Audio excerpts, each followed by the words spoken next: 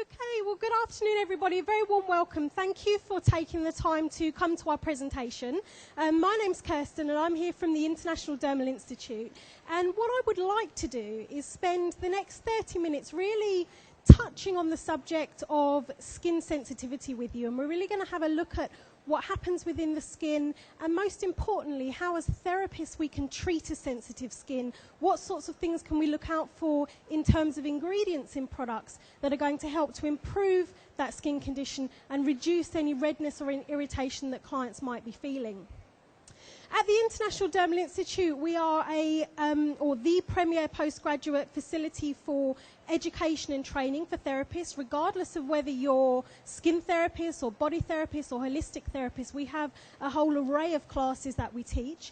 And on top of that, what we specialize in is research. And as we are a global company, we have the opportunity and the availability to really research things to do with our industry on a global basis, which puts us in a fantastic position to be able to bring to you today some really new, innovative thoughts and ideas in terms of treating skin sensitivity so that you can really go away and get the best results for your clients. If I asked you how many of us sat here today think that you probably have some level of skin sensitivity or skin sensitization on your skin, just give me a raise of hands. So if we look around the room, that's quite a few people in just our little section here that think they have some level of skin sensitivity or irritation. The research that we've done at the International Dermal Institute, which as I said is on a global basis and is something that we continually do, shows that in this country around 50 to 90% of people perceive their skin to be sensitive. That's a massive part of our population that feel they suffer, they struggle, they try to control some level of sensitivity or sensitization on their skin. And I'm sure that if you perhaps did a survey of clients coming into your business, you'd find that that's a very similar ratio in your clients as well. On top of that, you can see on the slide there that about 18 million people in the UK experience allergies, and that's something that's also on the rise. I don't know about you, but perhaps if you talk to your clients also, people are experiencing more and more allergies these days, and there may well be some of us here today that have allergies that we didn't have in the past. And as we get older and older, our skin seems to become more sensitive, our body seems to become more sensitive, and it starts to become irritated by perhaps things that in the past didn't irritate. And that's something very interesting that we can bear in mind when we're treating our clients. In the UK, 1 in 10 people suffer from rosacea. They suffer from the signs and symptoms of rosacea. And we know that rosacea is also interlinked with a sensitive skin. And very often somebody who has a severely sensitive skin can go on to develop signs and symptoms of rosacea, which can be much, much more difficult to treat. But nevertheless, with the correct products, the correct ingredients, the correct treatments that we can offer as skin and body therapists, we can get some good results in keeping that under control.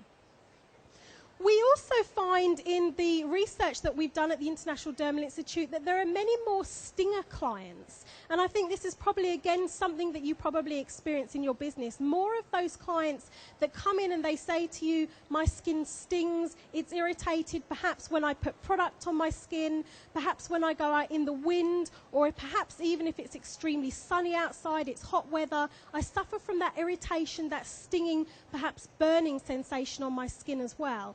And sometimes that can be interlinked with redness, but sometimes it's not.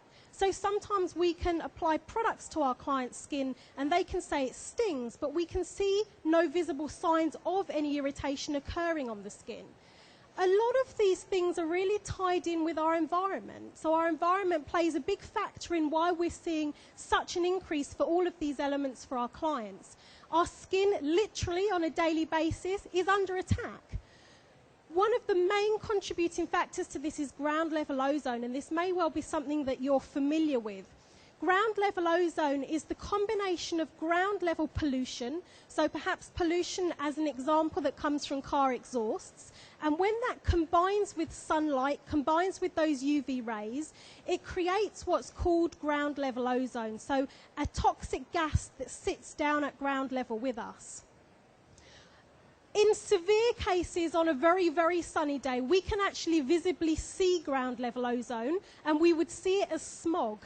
And we might be quite familiar with being able to see that. Even when we can't see it, when it's not at that extent, we know that ground level ozone is around us. It's that toxic gas that's constantly attacking our skin. So really thinking about protective ingredients we're going to look at later that can help to create a shield on our skin and protect that ground level ozone causing those problems. Sometimes we refer to people who are experiencing a lot of ground level ozone as people who might have city skins. And those skins that just look a little dull, they look a little lifeless. We know it's because they're spending a lot of time perhaps in pollution in the city. And ground level ozone is a major contributing factor to that. We all know, I'm sure, that our skin gets attacked on a daily basis from free radicals. Free radicals, we know, are in our atmosphere and are stimulated by many, many things. The biggest factor for stimulating free radicals is sun exposure. The second biggest factor is smoking. It's something that our bodies are designed to control. It's something that our bodies are designed to be able to deal with. But with the types of lifestyles we lead, very often the free radicals overload our system and our bodies get to a point where they can't control it and they can't deal with it anymore. And that's really, again, where we need to look at supporting our bodies, supporting our skin with ingredients in our products. Indoor allergens is also an interesting thought. When we think of pollution, we very often think of perhaps that city environment where somebody is outdoors, coming into contact with pollution on a daily basis, but actually there's lots of pollutants in the indoor environment as well, and we're probably about 2:15 in the afternoon today. If you traced back your steps throughout the day, the amount of chemicals and potential irritants you've probably come into contact with, potential allergens, is probably massive. There may have been products you've been spraying around.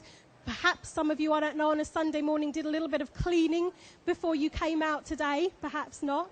But all of these products we come into contact with on a daily basis that are designed to do a certain job perhaps around our home can also contain things in them that are potentially quite irritating to our skin.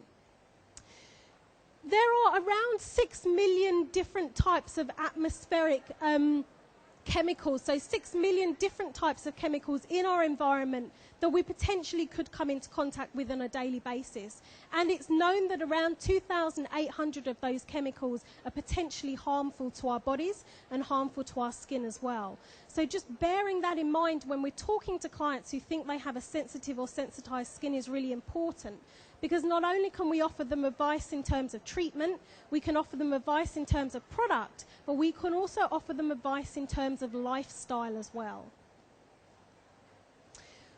When we think about sensitivity on the skin and when we're talking to our clients, one of the first things we really need to determine is, does somebody have a genetically sensitive skin or do they have a sensitized skin? A genetically sensitive skin is a skin type that somebody is born with. So really chatting to our clients and asking them questions about how their skin used to be gives us a really good understanding of whether we're dealing with somebody who does have a genetically sensitive skin. So was your skin like this when you were younger? Perhaps as a baby, were you somebody who always had really rosy cheeks? Were you somebody who perhaps suffered from eczema as a baby? Good indications of somebody who has a genetically sensitive skin. Doctors, dermatologists, and as skin body therapists, we can also use the atopic triad to assist us with that as well. The atopic triad puts together, as you can see, eczema, asthma, and hay fever. These three conditions are very, very closely linked to a genetically sensitive skin. So somebody who has a genetically sensitive skin is more prone to experiencing these three conditions, or perhaps somebody in their close family, so perhaps their parents, their grandparents, or their siblings. So asking them questions relating around these conditions can also give us a good understanding of whether we're dealing with somebody who has a genetically sensitive skin or not.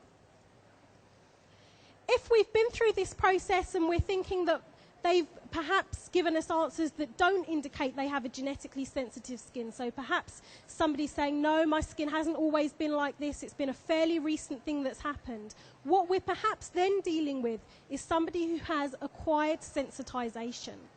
And acquired sensitization can affect any of us. So any sex, any race, any skin type can suffer from acquired sensitization. It's something that's caused our skin to become sensitized. And there are lots and lots of things that could have done that.